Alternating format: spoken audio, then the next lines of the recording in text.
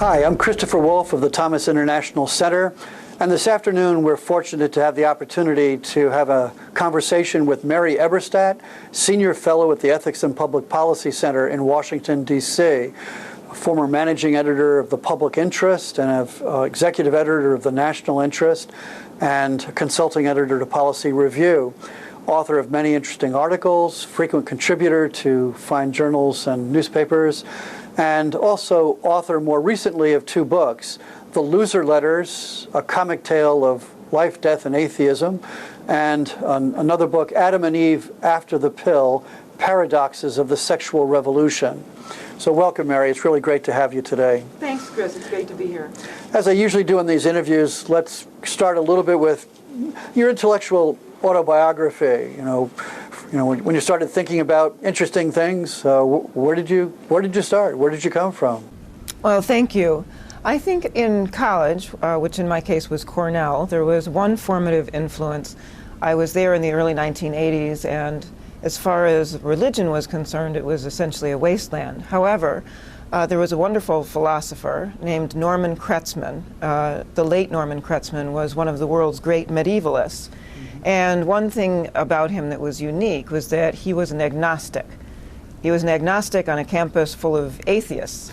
And the mere fact that someone as intelligent as he was could entertain the idea of theism in any variety got me thinking. So following that, I went into journalism instead of going to philosophy graduate school. And in journalism, I was able to meet a number of very interesting minds, some of the best people writing in these areas of philosophy and religion today, like Michael Novak and Irving Crystal, also the late Irving Crystal, and many other people who have been formative influences, whether they wanted to be or not. How did Crystal influence you? I mean, he's certainly a remarkable man, a great writer, and you knew him pretty well for a long time. Well, he's the reason I didn't go to graduate school. I took a year off after college, and I thought I'd move to New York and see if I could be a writer, and fortunately got a job with Irving Crystal, who was then already legendary because of the apprenticeships that he was running out of the Public Interest magazine, and a number of people whose names you would know and viewers would know graduated from his system of apprenticeship. He was a fantastic mind. He was an avuncular figure. He was the kind of mentor I think is seriously lacking in the world today, and that's part of why he was as influential as he was. So where'd you go from there, from the publication world, the publishing world? I did a couple of stints ghostwriting, one for Jeane Kirkpatrick, our ambassador to the United Nations during the Reagan years, and on account of working for her, I ended up in Washington as a speechwriter to the Secretary of State, George Shultz, also under President Reagan, and spent almost 2 years doing that, and then took a long vacation to get married and raise a few children. That's great. And then, let's see, you went to the Hoover Institution eventually, and now to EPTC. Eventually I got a part-time appointment with the Hoover Institution, and its magazine Policy Review, which was edited by a friend of mine, Todd Lindbergh, who has also been a collaborator over the years. And during that time I started writing essays, and you'll appreciate this. Once our youngest was old enough to go to school, suddenly the writing increased, mysteriously enough. And I started writing for First Things and the Weekly Standard and places like that, and eventually this led to book writing. What are some of your favorite articles over the years, the ones that you want our viewers to go back and dig out on the internet to take a look at? Well, thank you. I don't know about my favorite, but among the more notorious ones, I guess, one was an essay called Eminem is Right, which was a countercultural idea, and the idea was that if you sit down and listen to contemporary music, rap music, rock music, and all this kind of stuff that we parents can hardly bear to listen to, what you actually hear is the language of broken homes. And the much hated by parents figure Eminem is emblematic of this. This is music about what it's like to grow up without a father. It's music about what it's like to lose a family and to grow up with dysfunction. It's music of the post-sexual revolution, essentially. So there's a lot out there that emanates from the popular culture, I think, that tells us what people are going through, and it gives us a certain kind of empirical evidence about the fallout of the sexual revolution. Yeah, well, I mentioned the sexual revolution. I guess I have to show people your book, Adam and Eve After the Pill, Paradoxes of the Sexual Revolution.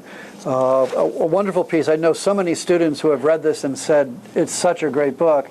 Can you tell us a little bit about the origin of it, how you came to write that book? Thank you. Yes, I had mostly been writing for the secular media, as mentioned, and then I had the experience in 2008 of reading Humanae Vitae for the first time. This is, of course, the encyclical banning contraception, 1968, that was terribly, terribly notorious. I want to mention the background to how you actually read it, because you told that story well, earlier. The real story is that a friend of mine, Joseph Bottom, the poet and essayist, had taken over the magazine First Things, and he asked me if I would write articles for him, and I said sure, and he said, well, do you have anything in mind? And I actually didn't.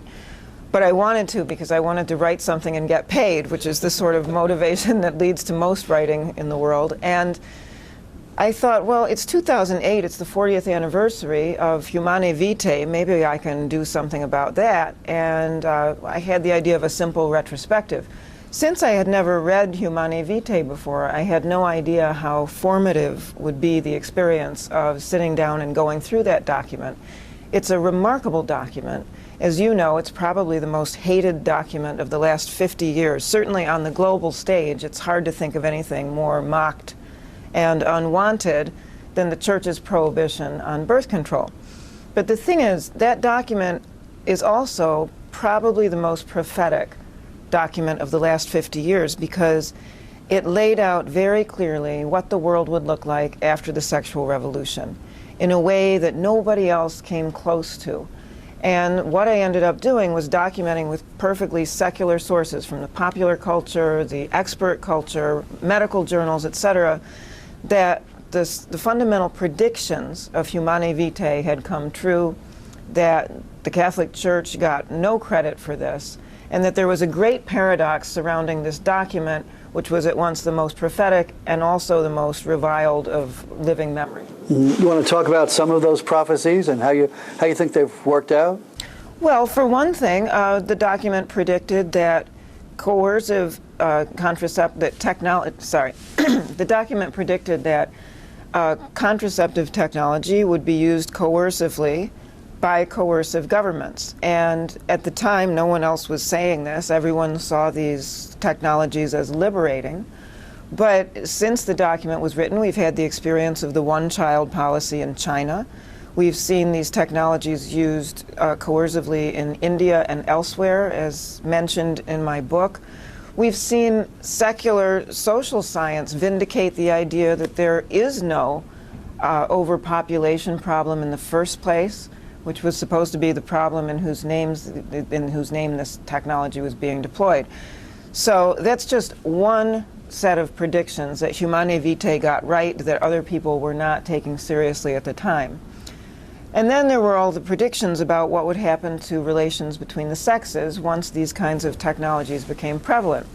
Humanae Vitae predicted that contraception on a mass scale would create new romantic problems. It would that they would lower the respect in which men hold women. Now, in my book, I march through, again, the vindication of these prophecies using secular evidence, like, for example, the evidence of women talking themselves about how men don't respect them anymore, like quoting from fashionable magazines and lifestyle pieces about what it's like to be a modern woman, in all kinds of ways. And I'm leaving aside the social science evidence for the moment. I think what's going on around us vindicates the predictions of Humanae Vitae, and I try and go through that systematically in the book. Yeah. It's enough to make you ask, how did we get into this situation where we have such serious problems in so many ways? You referred elliptically there to the demographic implosion that we're facing right now, where it's not a problem of excessive population, but a problem of declining population and the various kinds of problems that are associated with that. And then, of course, as you say, the whole question of the relationship between men and women these days is fraught with not just uncertainty, but also with angst, with sometimes bitterness. You know, it's interesting. We've talked before about the series of articles by women in the Atlantic over the last few years, and how striking it is that these essays are, while they ultimately, accept that modern lifestyle, are not essays that sound like they're written by happy people. No, not at all, Chris. And if you listen closely to what these women are saying, and I think it's important to do so, what you hear is that they find men to be unreliable, that increasingly they're turning their backs on marriage and just deciding to go it alone, that this happens to such an extent that some of them are having children with anonymous sperm donors as fathers, thus creating the first class of purposely fatherless children. It's an astonishing thing by historical standards. That's how much these people have given up on life. And you have to ask yourself if this is really the language of liberation, because I don't think it is. This is the language of defeatism. This is not the kind of language that Betty Friedan and Gloria Steinem and Helen Gurley Brown and other liberationists thought they would hear at the end of the day, but it is what we are hearing, and that tells us something important. It tells us that things have gone wrong. And one of the striking things, I think, about the difference between, let's say, the atmosphere at the time of Humanae Vitae and today is, when you put yourself back at the time of Humanae Vitae, the whole tone of the discussion was that this newly available technology of contraception was going to really usher in an era in which marriage was going to flourish, because the old tensions that arose from the difficulties of having too many children or the difficulties of foregoing sex in order to avoid having children, that could be put to rest, and we'd now have a time when there was a better relationship between husbands and wives that would cause a flourishing of marriage. And that looks so almost quaint now as you look back, and over the course of the years you see that Pope Paul's prediction that it was going to lead to growing divorce was, if anything, an understatement, that there has been a tremendous assault on marriage over time, and in ways that are really disconcerting to a lot of young people today, because they see the problem. Absolutely. I think it's really important to go there and to understand that if you looked at the predictions made by the liberationists at that time and you compare them to those of Humanae Vitae, you see that the liberationists lose this fight. They really, really do. I don't think anybody would claim that there hasn't been an increase in broken homes, for example, an increase in divorce and out-of-wedlock births. It's impossible to claim that without being refuted by the empirical evidence. And yet that's what people thought. People thought, who were defending contraception, that they would see these better outcomes, stronger marriages, as you say. It isn't what happened. And, one of the other ironies is that if you question contraception as a social fact these days, you run the risk of being run out of town as a laughingstock. People think you're trying to put them back in the Stone Age. But the evidence is not on the side of the people who were advocating this. And it's important to stick to that point historically, because that is the historically defensible point. You're not as pessimistic as some people are about whether or not there's a possibility for change here. What gives you some hope that there might be a change in this culture at which contraception seems to be in the center? Well, a couple of things, Chris. One is a general intellectual point. As the historian Karl Popper showed very brilliantly in The Poverty of Historicism, history itself is not on the side of movements that claim inevitability for themselves. You can think of movements that claimed inevitability for themselves, that announced they were here to stay and that there would never be a change. Communism was one of them, and outside of North Korea and parts of Cuba, I don't think you'd find a lot of people to defend the idea that communism is the wave of the future anymore. So that was one rather major movement that said there was no turning back the clock on it, that turned out to be wrong.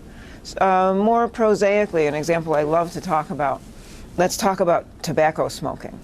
Now, 50 years ago, tobacco smoking was ubiquitous. Beyond 50 years ago, it was ubiquitous.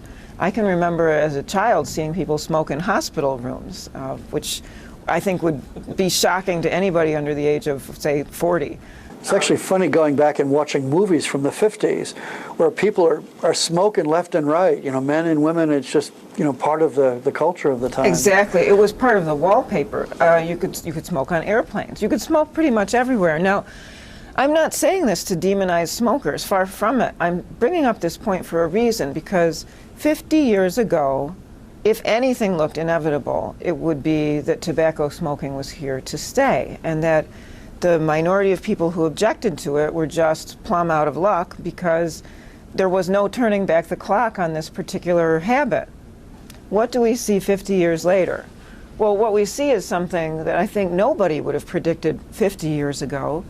There's been a massive transformation in the way the Western world views smoking, not only in the United States, but across Europe. Once it would have been unthinkable that you couldn't smoke in an Irish pub.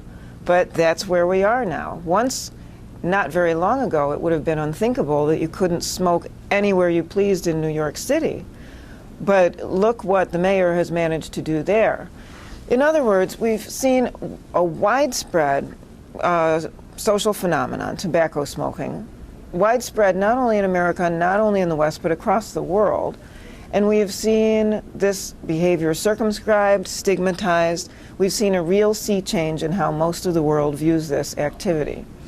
To me, that proves that there is such a thing as genies going back into bottles. And that's why I like to make the analogy between tobacco smoking and pornography, tobacco smoking and the sexual revolution.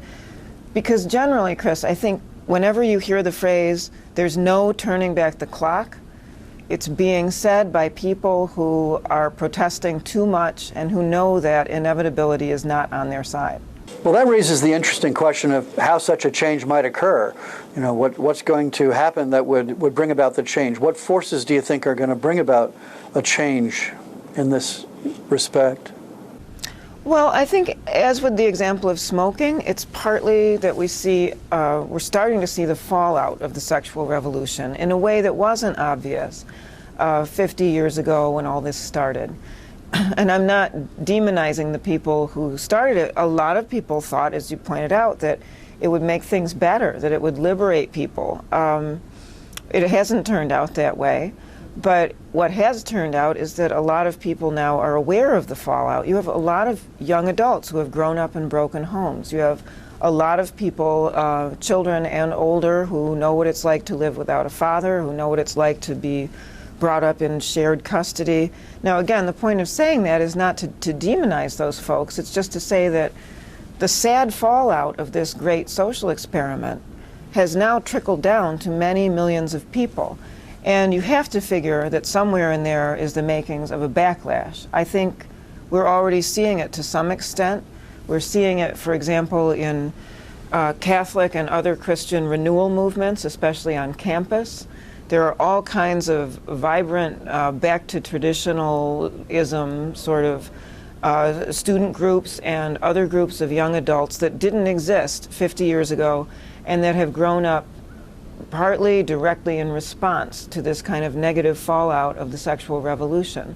So bit by bit, I think we can see the makings of a new future, at least among the people in that counterculture. One of the things we talked about earlier between us was that part of this change is not going to be through just intellectual argumentation, but through perhaps more imaginative expressions or representations of important social and philosophical principles. And in that regard, I guess we can bring to the attention of viewers the loser letters. Tell us a little bit about the loser letters. Thank you, Chris. That is the only work of fiction I've done, and it was done for the reason that in response to the new atheism and the popularity of new atheist thinking, I was trying to find a way of talking about all that that would bypass the usual theological and intellectual journals. Not that there's anything wrong with them, but in particular when it comes to reaching younger people, young adults, especially in a culture that is de-Christianizing, which I think most of us would agree the West is, you have to find a way of communicating that is beyond the traditional. And storytelling from time immemorial has been one of those ways.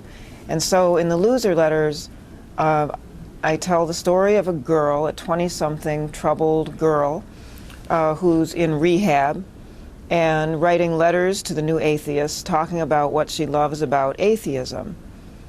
In the course of this book, her own story comes out, and her story is a typical story that I think resonates with many young people who read it. The reason for telling the story that way is that there are people who would never pick up, say, Christianity Today or one of the Catholic magazines or newspapers, who really think that they're beyond all that, who really think that Christianity has been left on the dust heap of history. But those people still resonate to a story, especially about troubled people like themselves. So in bringing theological and religious content into this story, I was trying to communicate with especially 20-somethings in a way that I think we need to do more of. Are there other things you can tell us about the books without spoiling it for the readers who are going to run out and get a copy? Thanks, Chris. No flipping ahead to the end. There's a surprise ending. And although the book was loosely inspired by C.S. Lewis and the Screwtape Letters, I mean to emphasize the loosely. It was inspired by the Screwtape Letters in the sense that this is a pro-religious satire that's told through a series of letters. But there the resemblance ends, because my protagonist, unlike any of C.S. Lewis's, is living through a profoundly de-Christianizing time. And the language that his characters were able to enjoy isn't even in her vocabulary. So we're talking about this kind of blasted, I like to say de-Christianizing instead of post-Christian, because post-Christian sort of presupposes the ending of all of this. But she's living through a time when religious illiteracy has reached such a level that her story can only be told through references in the popular culture. So this is the language of Facebook, it's the language of Instagram, which isn't language but pictures, but it's the language of all the kind of seaweed that young adults now swim in, thanks in part to the internet. So parents and grandparents, you're going to want to run out and get a hold of a copy of the Loser Letters from Ignatius Press and perhaps give them to your children and grandchildren. We're trying to figure out these days, those of us who adhere to a more traditional or perennial philosophy, how exactly we can bring about change in society. And it's a really tall order given the domination of culture producing institutions in our society by those who adopt a more modern philosophy of expressive individualism, as some people call it, or a kind of liberationist philosophy. Given the control over Hollywood, New York, and many elite institutions, what do you think are the ways that we can actually bring about change in society? I think it's important to look at this as a grassroots problem. That it's important to work on the campuses. There are lots of them, and every place there's a campus, there are open minds, at least in my experience. Even people in their late teens and early 20s who think they've shut their ears to everything haven't really. They're still easier to reach than older people who are more hardened in their ways. Often they've never heard the other side in their life, and so it has a kind of novelty that makes it interesting to them when they hear all of a sudden an articulate presentation of a rather traditional philosophy. I think John Paul II and his impact on young people is an example of that. Absolutely. Young people are not afraid of the radical. And a lot of what you're asked to believe, if you're doctrinally traditional, is radical stuff. And that's why I think they're more receptive to it. So I believe in starting on the campuses, for one thing. There's a lot of unused spiritual and intellectual real estate out there in that sense. and trying just in general to think of going from the ground up, from starting with small circles of people who you can then put together into a bigger movement, because I think that's more likely to succeed than something hugely ambitious that intends to change the culture from the top down. Yeah, I guess we both think of the pro-life movement that way, that so much of the strength of the pro-life movement has been at the grassroots. And especially, I mean, we're talking about, housewives who have been able to keep abortion a live issue in our society in the face of elites that just want it to go away. And that's been really quite a tremendous accomplishment for them to be able to do that with the help of modern technology like sonograms and with the help of battles over things like partial birth abortion. Yes, and this is an interesting fact too, Chris, that social science documents exhaustively, that although young people are more likely to be socially liberal or I would say laissez-faire about a lot of personal issues, gay marriage, other things, contraception, they are at the same time more likely than their parents were to be pro-life. Now this is a very interesting fact, because this is another one of those instances where there were people who said this would never be changed. There were people who thought after Roe versus Wade that anybody who was still kicking and screaming about this would just go away eventually, and the liberationists would carry the day, and 50 years later everybody would be more reasonable about these things. This is not what has happened. The opposite has happened, and it's happened in this case because of technology. Because once sonography was introduced to the scene, it became harder and harder for kids whose first experience of a sonogram was seeing their baby sister on it to then turn around and be okay with abortion. So here we have another example of a genie that does seem to be going back into the bottle bit by bit, incrementally, admittedly, but definitely more toward the bottle than out of it at this point. Mm-hmm. So what are your future plans for writing? Are there other topics that are on your mind that you plan to write about? Oh, thank you for asking. I've been obsessed for years with the whole puzzle of secularization. First, whether secularization exists. There's a big fight about that among the experts, both religious and secular. And second, if it does exist, what causes it? What really causes it?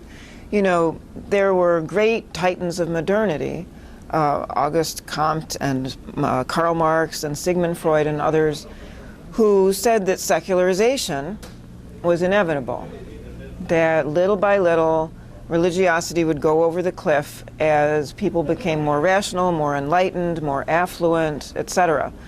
They envisioned religion, and especially Christianity, going in a straight line down. Now, this is not what's happened. Christianity doesn't go down in a straight line. It instead waxes and wanes, and if you look at the historical record, you will see boomlets of religiosity. Example, Victorian England. Another example, very important example, after World War II, you have a renaissance, a flourishing of Christianity, not only in the United States, but again across the Western world, in Canada, in Australia, in Germany, in Great Britain, etc. So the fact that it goes up and down suggests that there's more going on in the explanation for secularization than the great modernists have understood so far. And this is the puzzle that fascinates me, and I will have a book out on that shortly, in which case I hope I can come back and tell you more about it. We'll be looking forward to it, Mary. Thank you, Chris. Thanks very much for tuning in today. This is Chris Wolfe of the Thomas International Center. We've had a delightful conversation with Mary Eberstadt, Senior Fellow at the Ethics and Public Policy Center, and we look forward to seeing you again with another interview with another fascinating person. Take care.